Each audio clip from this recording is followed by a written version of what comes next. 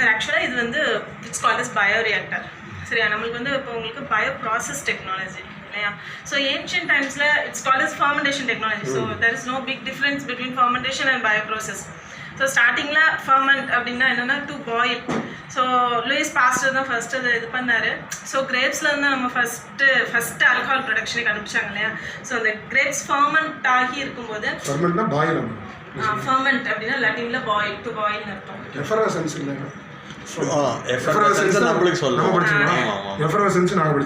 Okay okay okay. So அது ஏன் அப்படி அந்த நேம் வந்துச்சு அப்படின்னா, வைன் ப்ரொடக்ஷன் பண்ணும்போது அந்த ஃப்ராத் எல்லாம் மேலே வரும் இல்லையா. ஸோ அது ஒரு பாயில் ஆகிற மாதிரி ஃபீல் ஆகிறதுனால it's called as fermentation. So அவங்களுக்கு வந்து அது இப்படியும் வருது, அந்த மாதிரி வருது, இதுக்கு இந்த பேராமீட்டர்ஸ் கொடுக்கணும் அப்படிங்கிறதெல்லாம் தெரியாது. ஜஸ்ட் அவங்க ஃபைண்ட் அவுட் பண்ணாங்க. ஸோ லேட்டராக அந்த வேர்ல்ட் வார்லாம் வரும்போது ஆன்டிபயோட்டிக்ஸை வந்து ப்ரொடியூஸ் பண்ணாங்க. ஸோ அது ப்ரொடியூஸ் பண்ண ஆரம்பிக்கும் போது தான் ஸோ இவ்வளோ ஸ்டெரைலாக பண்ணணும், இவ்வளோ கண்டாமினேஷன் வருது, டைரெக்டாக கொடுக்கும்போது அந்த ஆன்டிபயோட்டிக்கே அவங்களுக்கு கெடுதல் ஆகுது அப்படிங்கிறது இது பண்ணி ஒவ்வொரு பேராமீட்டர்ஸாக செட் பண்ண ஆரம்பித்தாங்க.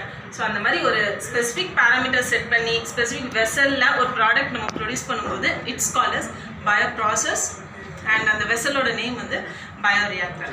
ஸோ இல்லைனா there is no much difference between fermentation and bioreactor. எங்களுக்கு கொடுக்குறப்ப மேடம் ஃபர்மெண்டர் ஆர் பயோரியாக்டர் அப்படிதான். ஸோ எப்போவுமே ஆனால் கேட்பாங்க, எல்லாருமே கேட்பாங்க, ஏன் இந்த ஃபர்மெண்டார் அது பயோரியாக்டர் ரெண்டுக்கு என்ன பெரிய டிஃப்ரென்ஸ் அப்படின்னு கேட்பாங்க.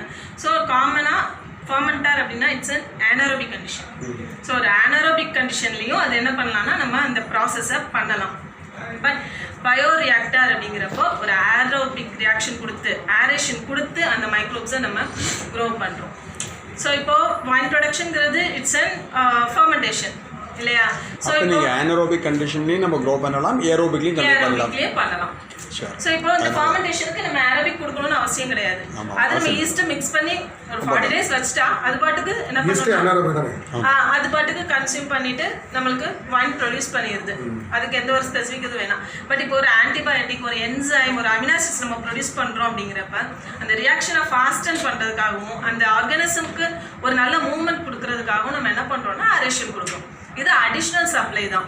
அரேஷன் கொடுக்கலன்னா அந்த ரியாக்ஷன் எப்படி இருக்குன்னா கொஞ்சம் ஸ்லோவாக இருக்கும். ஸோ இங்கேயே நம்ம அந்த நார்மல் மிக்சிங்லேயே பார்க்கலாம்.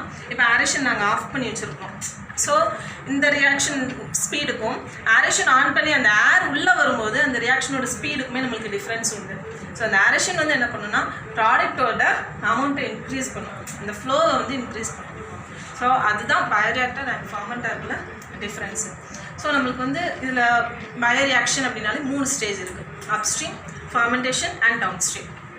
ஸோ அப்ஸ்ட்ரீம் அப்படின்னா பசங்களுக்கு நாங்கள் சிம்பிளாக எப்படி சொல்லுவோம்னா சமைக்கிறதுக்கு முன்னாடி எல்லாத்தையும் ரெடி பண்ணுறது. ஸோ இப்போ நம்ம இங்கே என்ன வேணும், என்ன ரெடி பண்ணணும் அப்படின்னா என்ன மைக்ரோப்ஸ் என்ன ப்ராடக்டை ப்ரொடியூஸ் பண்ணுது அப்படிங்கிறத ஃபஸ்ட் நம்ம கன்ஃபார்ம் பண்ணணும். ஸோ அந்த மைக்ரோப்ஸை நம்ம ஐசோலேட் பண்ணணும், பிரித்து எடுக்கணும். ஏதோ ஒரு சோர்ஸ், அது மேபி சாயில் இல்லைனா வாட்டர், அந்த சோர்ஸ்லேருந்து அந்த மைக்ரோப்ஸை நம்ம ஐசோலேட் பண்ணி எடுக்கிறோம்.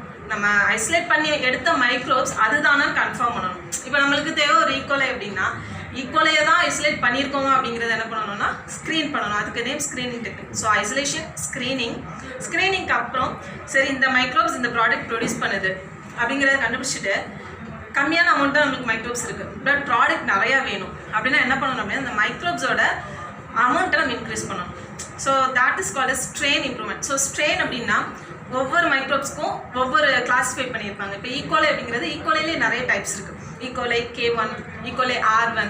ஸோ அந்த மாதிரி அவங்க நிறைய ஸ்ட்ரெயின்ஸ் டிஃப்ரென்ஷியேட் பண்ணியிருப்பாங்க. ஸோ அந்த மாதிரி ஸ்ட்ரெயின்ஸை நம்ம என்ன பண்ணணும்னா இம்ப்ரூவ் பண்ணணும். எவ்வளோ சப்ஸ்ட்ரேட் இருக்கோ அந்த மாதிரி நம்ம இது பண்ணுவோம். எவ்வளோ சப்ஸ்ட்ரேட் நம்ம வச்சுருக்கோம் அது மீடியா நம்ம கொடுக்குறத பொறுத்து. ஒரு 3 லிட்டர்ஸ்க்கு நாங்கள் 100 ml கல்ச்சர் தான் கொடுக்குறோம். ஸோ அந்த 100 ml கல்ச்சரில் இருக்கிற மைக்ரோப்ஸ் இந்த 3 லிட்டரில் உள்ள நியூட்ரியன்ட்டையுமே என்ன பண்ணிடணும்னா யூட்டிலைஸ் பண்ணி ப்ராடக்ட் கொடுத்துரும். அப்படியும் பண்ணலாம். இல்லை 20 லிட்டர்ஸ் நம்ம என்ன பண்ணுறோம் அப்படின்னா 20 லிட்டர்ஸ் மீடியாவில் இதே 100 ml கொடுத்தாலும் அது என்ன தான் பண்ணணும்னா க்ரோ ஆக தான் செய்யும். பட் என்ன க்ரோத் ரேட் கொஞ்சம் ஸ்லோவாக இருக்கும். இதே சீக்கிரம் யூட்டிலைஸ் பண்ணி க்ரோத் ஆயிடும். ஸோ அந்த ஸ்ட்ரெயின் இம்ப்ரூவ்மெண்ட் அப்படிங்கிறது என்னென்னா ஒரு ஸ்பெசிஃபிக் ஜீன் தான் ஸ்பெசிஃபிக் ப்ராடக்ட் ப்ரொடியூஸ் பண்ணும் இல்லையா. நம்மளே சொல்கிறோம் இந்த ஜீனால தான் நீ இப்படி பிறந்திருக்க அப்படின்னு சொல்லிட்டு, உங்கள் அப்பா ஜீன் உனக்கு அப்படியே வந்திருக்கு அப்படிங்கிற மாதிரிலாம் சொல்கிறோம்ல. அதே மாதிரி இந்த ஜீன் இந்த ப்ராடக்ட் ப்ரொடியூஸ் பண்ணுறது அப்படின்னு இருக்குது. ஸோ அந்த ஸ்பெசிஃபிக் ஜீனை மட்டும் என்ன பண்ணுறோம்னா ஐசோலேட் பண்ணி RNA டெக்னாலஜி மூலமாக வெக்டார்ஸில் இன்சர்ட் பண்ணி நம்ம PCR மூலமாக ஆம்ப்ளிஃபை பண்ணி அதை மட்டும் என்ன பண்ணுறோம்னா அதிக அளவில் ப்ரொடியூஸ் பண்ணுறோம். ஸோ நம்மளால் என்ன பண்ண முடியும்னா பிசிஆர் இருக்குது சார். அது ஆக்சுவலாக நம்மளுக்கு ஜியோபை டெக்னாலஜின்னு ஒரு லேப், கோ லேப் ஆக்சுவலாக. ஸோ அங்கே இருக்குது. ஸோ இங்கே 2-3 இது வைக்க முடியாததுல நம்ம அந்த லேப் வச்சுருக்கோம். BOD COD, so PCR, anaerobic chamber, அது எல்லாமே அங்கே இருக்குது சார் உங்களுக்கு. ஸோ இப்போ அதுதான் ஸ்ட்ரெயின் இம்ப்ரூவ்மெண்ட் அப்படின்னு சொல்கிறோம். ஸோ ஸ்ட்ரெயின் இம்ப்ரூவ்மெண்ட்டுக்கு அடுத்து தான் இந்த பாக்டீரியாவோ இந்த ஆர்கானிசம்க்கு இந்த மீடியா கொடுத்தா அது நல்லா க்ரோ ஆகும். ஸோ சில இதுக்கு கார்பன் நிறையா இருந்தாலே நல்லா க்ரோ ஆகும், சில இதுக்கு கார்பன் தேவையில்லை, நைட்ரஜன் தேவை. ஸோ அந்த மாதிரி கண்டிஷனை நம்ம ஆப்டிமைஸ் பண்ணணும். ஸோ இந்த மைக்ரோப்ஸ் இந்த மீடியாவில் நல்லா க்ரோ ஆகுது அப்படிங்கிறத நம்ம ஆப்டிமைஸ் பண்ணி அந்த மீடியாவை ஃபார்முலேட் பண்ணணும். ஸோ இப்போ ஒரு என்சைம் ப்ரொடியூசிங் மைக்ரோப்ஸ் இருக்குது அப்படின்னா அந்த மைக்ரோப்க்கு இந்த சப்ஸ்ட்ரேட் தான் கொடுத்தாகணும் அப்படிங்கிற மாதிரி இதை ஆப்டிமைஸ் பண்ணுறோம். ஸோ இப்போ எல்லாமே ரெடி ஆகிடுச்சு. மைக்ரோப்ஸ் நம்ம கையில் இருக்குது. மைக்ரோப்ஸ் அப்படியே வச்சுருந்தோம் அப்படின்னா கண்டாமினேட் ஆகும் இல்லையா? ஸோ அதை நம்ம ப்ரிசர்வ் பண்ணணும். ஸோ அந்த ப்ரிசர்வேஷனுக்கு என்ன பண்ணுறோம், இப்போ நம்ம லெபார்ட்டரி லெவல் அப்படின்னா கம்மியான அளவு நம்மளுக்கு ப்ரிசர்வேஷன் போதும். ஸோ அதுக்காக 2 இதாக பிரிச்சிருப்பாங்க, short term preservation, long term அப்படின்னு. ஸோ ஷார்ட் டேர்ம் வந்து நம்ம பொதுவாக கிளிசரால் ஸ்டாக் போடுவோம். ஸோ கிளிசரால் ஸ்டாக் அப்படின்னா ஒரு 6 மந்த்ஸ்லேருந்து 2 இயர்ஸ் வரைக்கும் அந்த ஸ்டாக்கை நம்ம டீப் ஃப்ரீசரில் ஸ்டோர் பண்ணி வச்சுக்கிட்டு ஃபர்தராக யூஸ் பண்ணிக்கலாம். லாங் டேர்ம் அப்படிங்கிறப்ப 2 டெக்னிக் இருக்குது, cryopreservation and lyophilization. So க்ரையோ ப்ரிசர்வேஷனை தெரியும் இல்லையா, நம்ம டார்மெண்ட் பண்ணி தாவிங் பண்ணி கொண்டுட்டு வர்றது. லைஃப்லைசேஷன்னா டைரெக்டாக ஃப்ரீசிங் கண்டிஷன் கொண்டுட்டு போய் ட்ரை பண்ணிடுறது. ஜுராசிக் பார்க்கில் ஒரு இடத்துல க்ரையோ ப்ரிசர்வேஷன். நம்மள்ட்ட லைஃப்லைசர் இருக்குது, டீப் ஃப்ரீசர் இருக்குது, 2 இது இருக்குது. ஸோ நாங்கள் என்ன பண்ணுவோம்னா கல்ச்சர் வந்து லைஃப்லைஸ் பண்ணி ஸ்டோர் பண்ணிக்குவோம். ஸோ இந்த போன லாக்டவுன் டைமில் வந்து லாக்டவுன் அனௌன்ஸ் பண்ணுறதுக்கு 1 வீக் முன்னாடியே என்ன பண்ணிட்டோம்னா அத்தனை கல்ச்சரையுமே இருக்குது, எங்கள்கிட்ட இருந்த கல்ச்சர் எல்லாத்தையுமே லைஃப்லைஸ் பண்ணி உள்ள வச்சிட்டோம். பேலன்ஸ் எல்லாத்தையுமே டீகன் பண்ணி இது பண்ணிட்டோம். ஸோ இப்போ நாங்கள் அதுக்கப்புறம் ஒரு 5 months கழிச்சு தான் லேப்லேயே நுழைஞ்சோம். அகைன் எங்களால் என்ன பண்ண முடிஞ்சுன்னா அந்த கல்ச்சரை ரிவ்யூ பண்ணி யூஸ் பண்ண முடிஞ்சுது. ஸோ ஒரு இண்டஸ்ட்ரியல் லெவலில் பண்ணும்போது நம்மளுக்கு இந்த டெக்னிக் ரொம்ப முக்கியம். எப்போனாலும் நம்மளுக்கு கையில் மைக்ரோப்ஸ் இருக்கணும். ஸோ இந்த 5 இதுதான் முக்கியமான அப்ஸ்ட்ரீம்ஸ். அந்த ஸ்டேஜில் வந்து எல்லா மைக்ரோப்ஸும் டார்மெண்ட் ஸ்டேட்டில் இருக்கும். அதோட மெட்டபாலிக் ஆக்டிவிட்டீஸ் வந்து ஸ்டாப்ல இருக்கும். அவ்வளோதான் சார். இல்லை அந்த பாக்டீரியா வந்து எண்டோசல் ஃபார்மேஷன் அந்த மாதிரி இருக்குமா, இல்லை பாக்டீரியாவே இருக்குமா? பாக்டீரியாவாக தான் இருக்கும், அப்படியே இருக்கும். அதால வேற ஆனால் மெட்டபாலிக் எதுவுமே நடக்காது, அதனால அப்படியே இருக்கும். பாக்டீரியாவோட unsuitable condition, unfavourable condition, unfavourable இல்ல, we are giving a different environment. Just arrest பண்ணி வைக்கிறோம் அதோட growth. இப்போ நார்மலாக நாங்கள் இப்போ இன்னைக்கு கல்ச்சர் ஒன்று பண்ணுறோம், பட் எங்களுக்கு ஒர்க்குக்கு அது நாளன்னைக்கு தான் தேவைன்னா நாங்கள் என்ன பண்ணிடுவோம்னா அதை எடுத்து சீல் பண்ணி ஃப்ரிட்ஜில் வச்சுருவோம். அதோட growth அரெஸ்ட் ஆகிடும், அதுக்கு மேலே அது க்ரோ இருக்காது. அதுக்கடுத்து நம்ம என்ன பண்ணிக்கலாம்னா அதை யூஸ் பண்ணிக்கலாம் ஃபர்தராக. ஸோ அந்த மாதிரி நம்ம யூஸ் பண்ணி, ஸோ அவ்வளோதான் சார் அப்ஸ்ட்ரீம். ஸோ அதுக்கடுத்து நம்ம ஃபர்மெண்டேஷன் அப்படின்னு வரும்போது ப்ராடக்ட் ப்ரொடக்ஷன். ஸோ நம்ம ஏற்கனவே ரெடி பண்ணி வச்சுருப்போம், இந்த ஆர்கானிசம் தான் கொடுக்கணும், அதுக்கு இந்த மீடியா தான் இருக்கும்.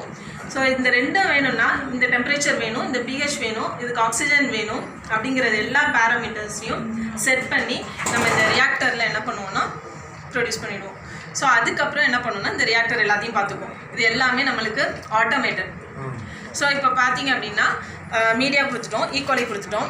இதோட செட் டெம்பரேச்சர் வந்து 37, பிஹெச் வந்து 7, டிஓ வந்து 80. ஸோ இது வந்து இப்போ என்ன ஆகும்னா எங்களுக்கு பிஹெச் கம்மியாகும்போது ஆசிட் பேஸ் நாங்கள் கனெக்டர் கொடுத்து அதையும் அந்த செட்டப்போட வச்சுருக்கோம். ஸோ இப்போ பேஸ் நம்மளுக்கு தேவைப்படுற நேரம் ஆட்டோமேட்டிக்காக பேஸ் எடுத்துக்கும், ஆசிட் தேவைப்படுற நேரம் ஆசிட் எடுத்துக்கும், ஆட்டோமேட்டிக்காக அட்ஜஸ்ட் ஆகிக்கும். ஸோ நம்ம செட் வேல்யூ கொடுத்துட்டோம், இதுதான் உங்கள் வேல்யூ அப்படிங்கிறத நம்ம கொடுத்துட்டோம். இங்கே ஏதாவது எரர் வருது, நான் செட் கொடுத்ததை விட கம்மியாகுது கூடுது அப்படின்னா அதுக்கு சிக்னல் போயிடும். ஸோ அந்த கண்ட்ரோலர் நேம் வந்து பிஐடி கண்ட்ரோலர் அப்படின்னு சொல்லுவோம். ஸோ அந்த எரர் வேல்யூ போகும்போது அது உள்ளே என்ன பண்ணிக்கணும்னா ஆட்டோமேட்டிக்காக இது பண்ணி நான் உனக்கு அகைன் செட் பாயிண்ட்டுக்கே கொண்டுட்டு வரேன் அப்படின்னு செட் பாயிண்ட்டுக்கு கொண்டு என்ன. ஆமாம் சார், இது இப்போ நாங்கள் கொடுத்ததுக்கு வந்து 7 நியூட்ரல் மீடியா ஈக்குவலிங்கிறதுனால அது நியூட்ரல் மீடியா, நியூட்ரல் பிஹெச் தான் 7 தான். நம்ம டெம்பரேச்சர் வந்து 37 கொடுத்துருக்கோம் சார். ஸோ இதெல்லாம் வந்து நீங்கள் ஸ்கில்டாக இருக்கணும்ல, இதெல்லாம் இது பண்ணுறதுக்கு ஏதாவது பிரச்சனை இதில் இதுக்குள்ளே எந்த பிரச்சனைனாலும் நம்ம அதை கை வைக்க முடியாது சார். இது சர்வீஸ் அப்படின்னாலே எந்த இடத்துல நம்ம வாங்கணுமோ அங்கே தான் திருப்பி கொடுக்கணும். ஸோ இது எல்லாமே கொஞ்சம் காம்ப்ளிகேட்டட் தான். ஒன்ஸ் நம்மளுக்கு ரிசீவ் பண்ணிட்டோம்னா நம்ம தான் அதை சேஃப்டியாக வச்சுக்கணும். 2 lakhs 3 lakhs சம்திங். இது அந்த கிராண்ட் எங்களுக்கு யூஜிசி கிராண்ட் வந்துச்சு சார் 2013ல். ஸோ இந்த டைப் ஆஃப் ரியாக்டர் வந்து it's called stir tank, mechanical stir tank. ஏன்னா இங்கே உள்ள ஸ்டிரர் இருந்து நம்மளுக்கு அது சுற்றுறதுனால it's called stir tank reactor. So அது வந்து it's called photobioreactor sir. So அது வந்து எப்படின்னா உள்ள ஃபுல்லாக லைட்ஸ் இருக்கும். ஸோ அது வந்து ஆல்கே கல்டிவேஷனுக்காக வாங்கினது. சில ஒர்க்ஸ் அப்போ ப்ராஜெக்ட் ஒர்க்ஸ் போச்சு. ஸோ அந்த ஆல்கே கல்டிவேஷனுக்காக அது வாங்கினது sir. So that's for photo biodata. இதில் தான் சார் அஜிடேஷன், இந்த மூமெண்ட், அந்த சுற்றுறது இருக்கிறதுனால. ஸோ அதுதான் இது. ஸோ இட்ஸ் கால்ட் அஸ் ஒன்று இம்பலர்னு சொல்லுவோம், இல்லை ஸ்டிரர், இல்லைன்னா அஜிடேட்டர். அதுக்கு இது உள்ளே நம்மளுக்கு பிளேட்ஸ் ப்ரெசென்ட் ஆகிருக்கும். அந்த பிளேட்ஸ் வந்து நம்மளுக்கு என்ன தேவையோ அதுக்கேற்ற மாதிரி அந்த பிளேட்ஸோட டிசைன் இருக்கும். ஃபேன் மாடல் இல்லை இந்த ப்ரொப்பல்லர் மாடல் அந்த மாதிரி இருக்குது. ஸோ இது மோட்டர், அந்த ஷாஃப்டோட கனெக்ட் ஆகிருக்கும். ஸோ இந்த மோட்டார் ரன் ஆகிறதுனால தான் நம்மளுக்கு உள்ளே வந்து ரியாக்ஷன் நடக்குது.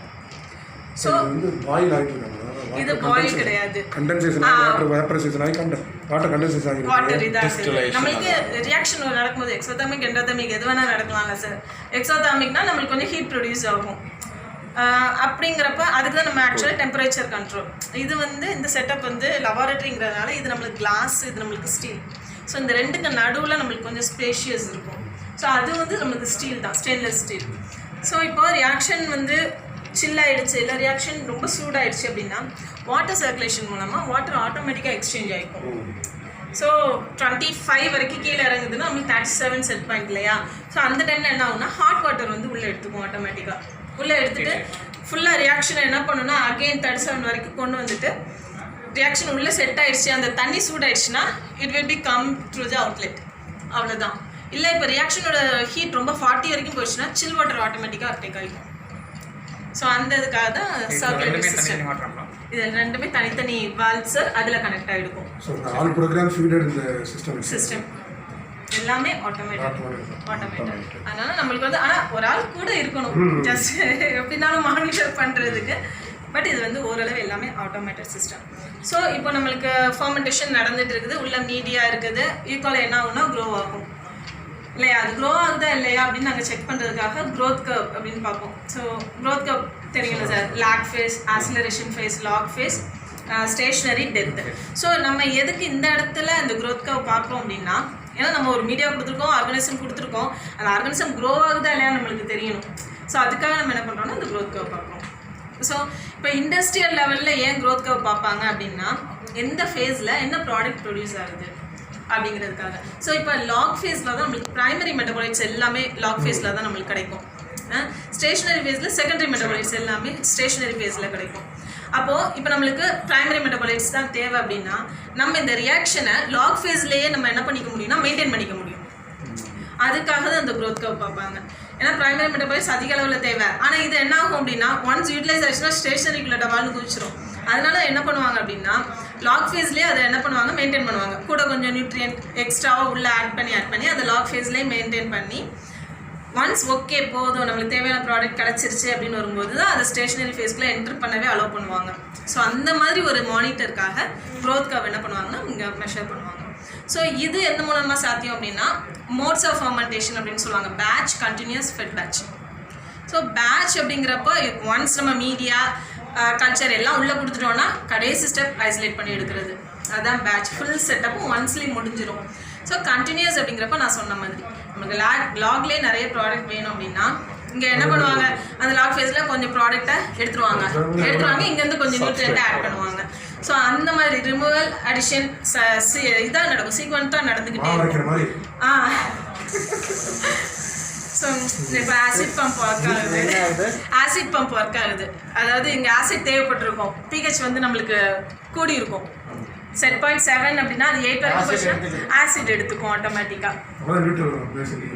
அந்த 7 நம்ம செட் பண்ணுறதுக்கு வர்றதுக்காக அந்த மாதிரி இதாகும்.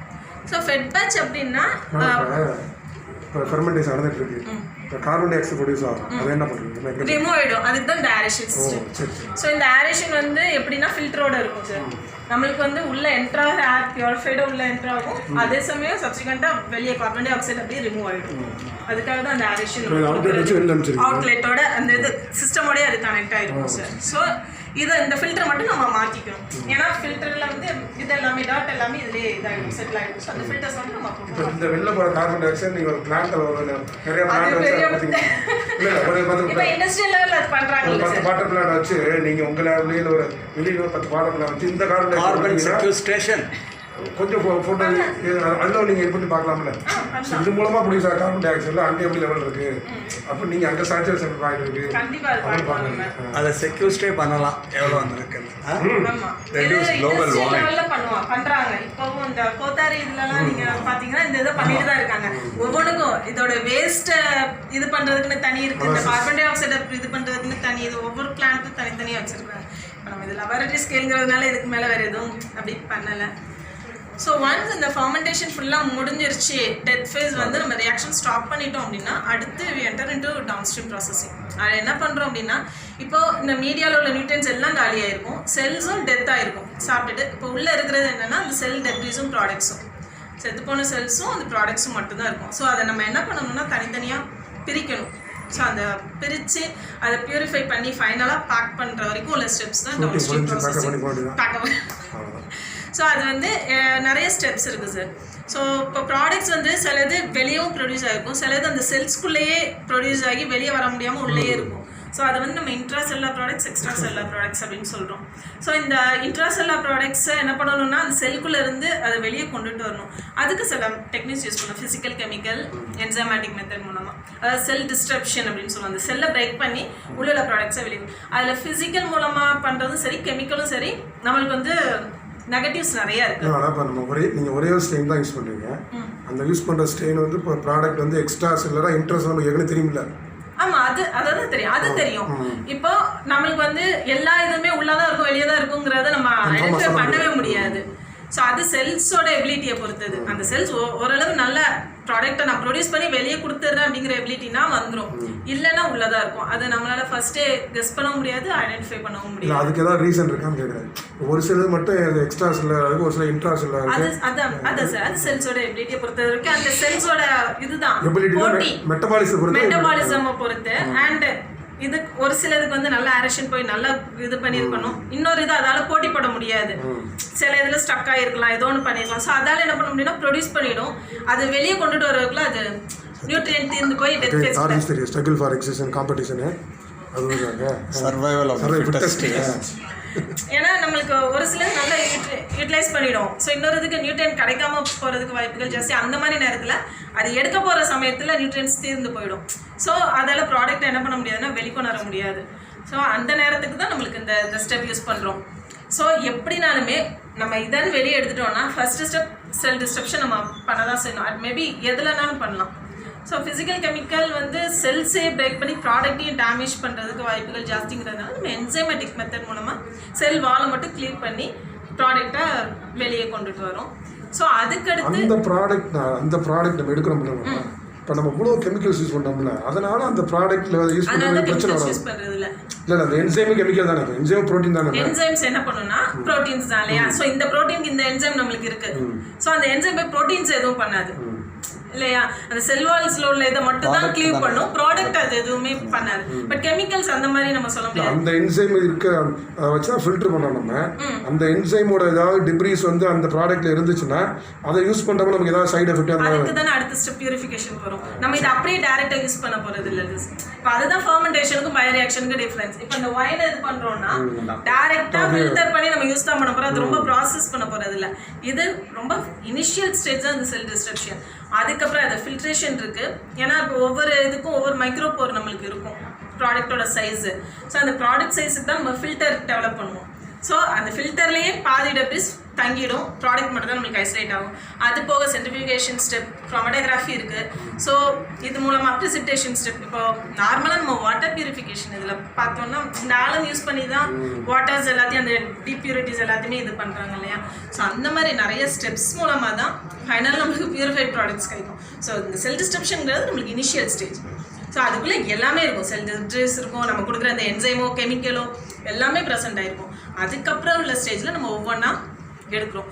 அதுக்கு நம்ம என்ன பண்ணுவோம்னா ஃபார்முலேட் பண்ணியிருப்போம். இப்போ ஒரு பெனிசிலின் ஐசோலேட் பண்ணோம்னா அந்த பெனிசிலின்கோட டவுன் ஸ்ட்ரீம் ஸ்டெப் இதெல்லாம் இருக்குது அப்படிங்கிறது நம்மளுக்கு தெரியும். ஒரு அமினோ ஆசிட் பியூரிஃபை பண்ணுறோம்னா அந்த அமினோ ஆசிடுக்குன்னு டவுன் ஸ்ட்ரீம் ஸ்டெப் உண்டு. ஸோ அதை நம்ம யூஸ் பண்ணி அந்த அமினோ ஆசிட்ஸ் என்ன பண்ணிடலாம்னா பியூரிஃபை பண்ணி வெளியே எடுத்துடலாம். ஸோ இதுதான் sir downstream processing. So thank you, thanks a lot ma'am, thank you.